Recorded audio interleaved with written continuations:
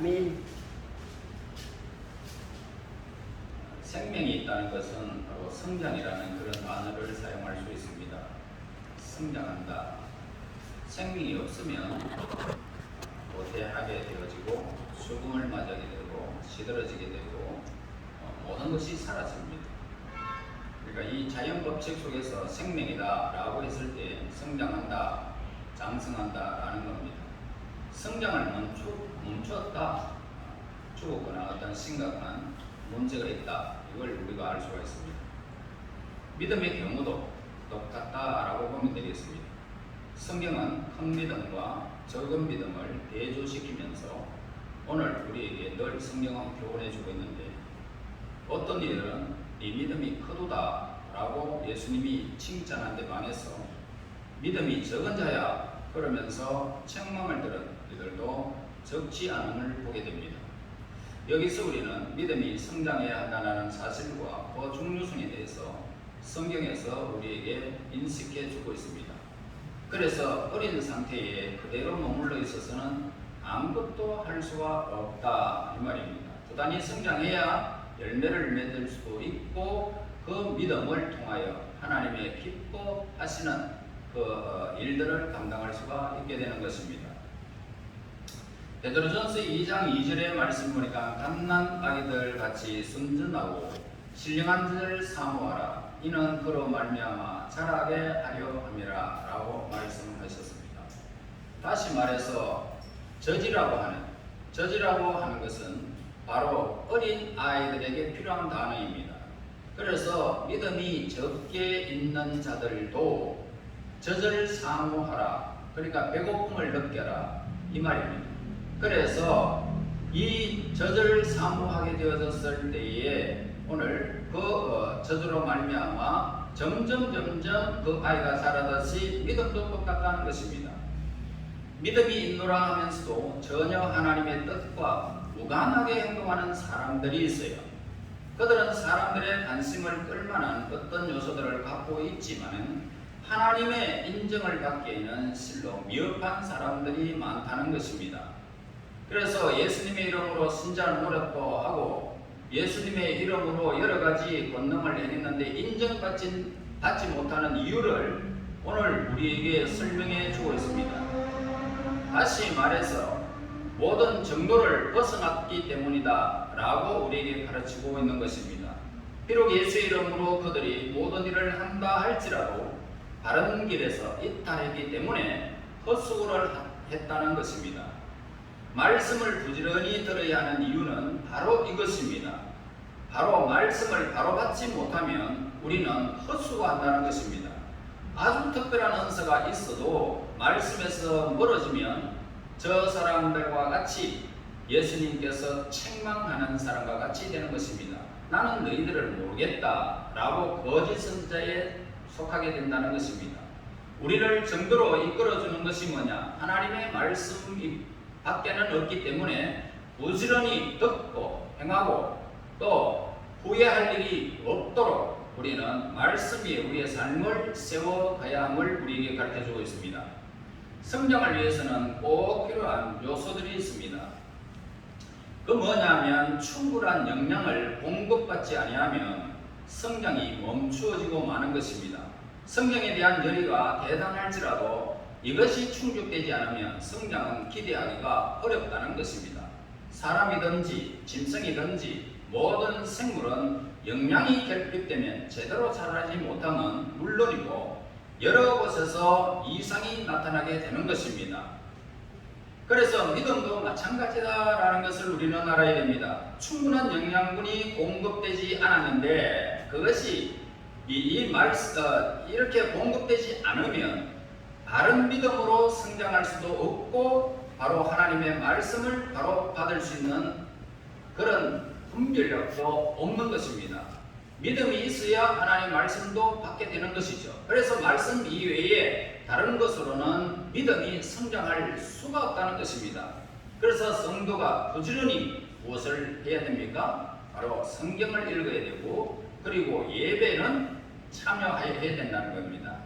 그러니까 어떤 예배든지 말씀을 많이 듣는 자와 듣지 못한 자와의 차이점은 엄청난 차이가 있다는 사실을 우리에게 가르쳐 주는 것입니다. 그래서 하나님의 말씀이 생활에서 멀어지게 되어지면 그의 믿음은 심각한 문제를 일으키게 된다, 이 말입니다. 그래서 이것은 모든 사람에게 공통적인 그런 현상들로 나타나고 있습니다. 그래서 믿음을 성장시키는 데 있어서는 양식이 없다는 것입니다. 양식이 없습니다. 그러므로 우리는 부지런하여 게으르지 말고 열심을 붓고 주를 섬기게 되어지고 말씀을 듣고 또 말씀을 읽게 되면 우리의 믿음은 성장할 수밖에 없습니다. 그래서 데살로니가전서 5장 17절에 쉬지 말고 기도하라 했습니다. 무엇을 하기 위해서? 믿음이 성장하기 위해서는 또 기도가 필요합니다. 사람은 자신과 자주 만나는 친분 관계가 유지되어지면 그 사람을 닮아갈 수밖에 없습니다. 그러나 이것이 보편적인 현상들이죠. 어떤 사람을 만나느냐에 따라 가지고 처음에는 생각이 다르고 행동이 다르고 모양이 다르고 모든 습관들이 다르지만 어때요? 자꾸 살다 보면은 하나로 뭉쳐지는 것을 보게 되고 닮게 되는 것을 보게 됩니다. 이것이 바로 부부관계가 이렇게 말해주고 있습니다. 기도가 믿음 성장의 요인으로 꼽히는 이유는 바로 그것입니다. 기도는 하나님과 가장 개인적이고도 친밀한 관계를 유지하는 방법입니다. 그래서 아하방 때에 활동했던 선지자 미가야는 바로 기도를 골방에 들어가서 숨은 것으로 표현을 했습니다. 그만큼 기도가 개인적이고 하나님과 단둘이 이렇게 갖게 되는 깊은 교제의 통로임을 말해주는 것입니다. 여러분들이 누구와도 이야기하지 않는 문제들을 하나님과 이야기해가지고 꺼리낌이 있습니까? 없잖아요. 하나님, 내가 이렇게 내가 사람들과 더불어서 이런 일들도 있고 저런 일들도 있고 내가 또 생각하는 것도 이런 것이 있고 또 저런 것이 있다 그러면서 하나님과 대화할 때에 여러분 막히는 게 뭐가 있습니까? 사람과 하면 부끄러운 일들도 있지만 하나님 앞에는 부끄러운 것이 전혀 없습니다. 그래서 하나님과 우리와의 관계에서 우리가 이렇게 이야기를 하게 되어지면 하나님께서 우리의 모든 문제들을 하나하나 여러분들을 리모델링하면서 바꿔가고 또 여러분들이 하나님을 닮아갈 수 있는 믿음이 점점 성장할 수밖에 없고 하나님을 닮아가게 되어 있는 것입니다. 그만큼 기도가 개인적이고 하나님과 단둘이 이렇게 깊은 교제를 나누는 통로임을 우리는 알아야 됩니다. 따라서 기도하는 시간이 많으면 하나님의 성품과 하나님의 인격을 점점 그 사람은 닮아가는 것이죠. 그래서 그분의 의도하시는 바에 갈 바를 너무너무 하나님의 뜻이 무엇인지를 잘 알게 되는 사람은 기도하는 사람입니다. 그래서 상식에 의존하여 판단하는 것들을 절대로 기준에서 보게 되는 그런 변화가 따르게 된다는 것입니다. 옛사람들은요 기도를 가리켜서 뭐라고 했습니까? 호흡과 같다라고 했습니다. 호흡과 같다. 아무리 건장한 사람이라도 호흡을 하지 않으면 활동할 수가 없고 그 생명이 멈춰버리게 됩니다. 죽은 사람을 나타내는 말 중에는 숨이 끊어졌다, 호흡이 멈췄다 이렇게 말을 하고 있습니다. 그래서 호흡이 정지되면 그는 죽게 되어지고 더 이상 아무것도 하지 못하는 상태에 이르게 되는 것입니다. 믿음의 성장, 그것은 바로 기도가 왜 중요한지를 우리는 여기서 구체적으로 이해할 수가 있는 것입니다. 그래서 기도는 뭐냐? 호흡이다. 그래서 기도하지 않는 성도는 마치 호흡이 정지된 사람과도 같아서 겉모양은 멀쩡하지만은 그 내면은 심각한 위기를 맞고 있다는 셈입니다.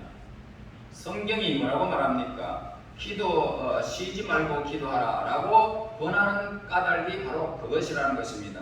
만약에 숨이 끊어지면 어떻게 될까요? 쉬지 않고 숨은 내쉬고 있습니다. 이와 같이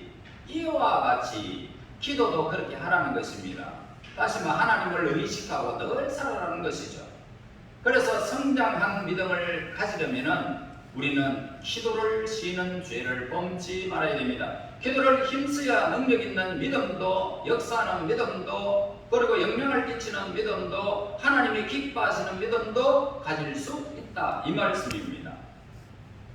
그리고 우리는 성령의 도우심을 통해서 우리가 믿음이 성장하게 되어집니다. 요한복음 14장 16절에 내가 아버지께 구하겠으니 그가 또 다른 보혜사를 너희에게 주사 영원토록 너희와 함께 있으리라. 그러니까 성령이 가장 두드러진 역할 가운데 하나가 있다면 우리를 모든 진리 가운데로 인도한다라는 것입니다. 그러니까 믿음의 이 성장의 척도는 그가 진리를 쫓아 행하는 자의 여부인데 성령의 도우심을 받는 사람은 진리 안에서 행하게 된다는 것입니다. 그래서 예수의 이름으로 말하고 행동하면서도 진리와 동떨어진 사람들이 어느 시대나 많이 있었음을 우리는 잘 알고 있습니다. 그래서 성령의 도우심을 의지하지 않는 탓이다 이 말입니다. 신학을 했다 라고 하지만 성숙한 믿음의 사람이 되는 것은 결코 아니라는 것입니다. 세계적으로 이름이 알려진 신학자들 가운데 믿음에는 F 학점을 받을 수밖에 없는 사람들이 부지기수로 많다는 것입니다. 성령의 도우심을 의뢰에 의한 바른 믿음이 성장하게 되어지는 것입니다. 그래서 성령을 지칭하는 이름 가운데서 파라클로토스라고 하는 말이 있습니다. 그 헬라어인데 이 단어의 뜻이 뭐냐? 돕는 자다 이 말입니다. 돕는 자. 성령은 우리를 돕기 위해서 오신 분이라는 것입니다. 그래서 믿음의 성장을 돕고 복음 전도의 사역을 돕고 기도까지도 도와주고 우리의 기도하지 않은 부분까지라도 그분은 우리의 모든 것들을 아시고 먼저 기도해 주시는 분이시다는 겁니다. 그러므로 오늘 그분을 영접하여 예수님을 영접하여 도움을 받는 이들은 하나님께서 기대하시는 바에 따라서 자신의 역할을 충분히 감당하게 되는 것입니다. 우리의 힘으로는 우리의 직분을 감당할 수 없지만 성령이 임하시면 우리는 직분을 감당하게 되는 것입니다. 그분은 우리와 함께 하시되 영원토록 그렇게 우리와 함께 하실 것입니다. 인간의 연약함을 아시는 하나님의 배려라고 우리는 생각합니다. 하나님께서 우리 인간이 힘이 있고 하나님과 같은 존재라면 성령의 도우심이 필요가 없지 않습니까? 그러므로 우리의 연약함을 아시고 도우시는 분이시라 바로 성령님이십니다. 그래서 성령이 함께 하시면 두드러진 두 가지 변화가 나타납니다. 두 가지 변화인데 첫째는 인격이 거룩해집니다. 인격이 거룩하게 되는 것이고 또 하나가 있다면 능력의 역사가 나타난다는 것입니다. 그래서 말씀을 전에는 이 말씀이 내 삶을 변화시키지 못했는데 말씀이 딱 임하니까 내가 그 삶에 말씀으로 빨려 들어가서 그 말씀의 능력이 내 삶을 주관하게 되는 것이죠. 그래서 이 능력의 역사가 나타나는 것입니다.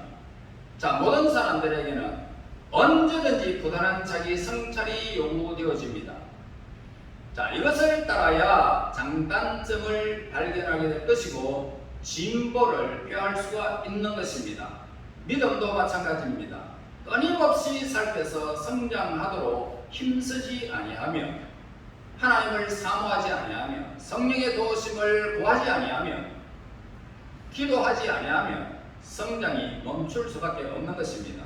충분한 시간이 경과했음에도 여전히 제자리에서 머물러 있다면 보통 심각한 문제가 아니다 이 말입니다.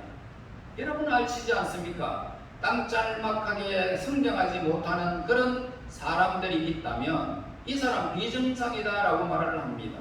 그래서 교회에 10년 20년 다니도 여전히 내 삶이 변하지 아니하고 성장하는 믿음이 우리에게 없다면 이 사람 비정상이다, 영적으로 병들었다 이 말입니다. 그래서 성령이 멈추는 믿음은 역사를 기대할 수가 없고 하나님의 기쁨이 여러분 삶 속에 나타나지 않는 것입니다. 그러므로 우리의 믿음이 끊임없이 성장해야 될 것이고 예수 그리스도의 장성한 분량에 이르기까지 충만하게 이르기까지 우리는 멈추지 않아야 되는 것입니다. 여러분 이제 여러분들은 기도해야 됩니다. 진리 가운데 거해야 됩니다. 뿐만 아니라 성령의 도우심으로 기도하면서 하나님의 뜻을 구하고 여러분들의 믿음이 쑥쑥 자라서 하나님의 기쁨이 여러분 삶 속에 나타나고 그리고 믿음의 행진을 지속하되 늘 하나님의 영광을 위한 우리의 귀한 믿음이 쑥쑥 자라나서 하나님의 기쁨이 되시기를 예수님 이름으로 축원합니다. 하나님 은혜 감사합니다. 성장하게 하옵소서. 믿음이 날마다 하나님의 뜻 안에서 말씀 가운데 기도 가운데 날마다 성장하여 하나님의 기쁨이 될 수 있도록 도우시되 성령 하나님 우리의 약함을 도우셔서 하나님의 거룩한 진리 안에서 굳게 서서 믿음이 쑥쑥 자라나서 하나님의 기쁨이 되게 인도하옵소서. 예수님 이름으로 기도드리옵나이다. 아멘.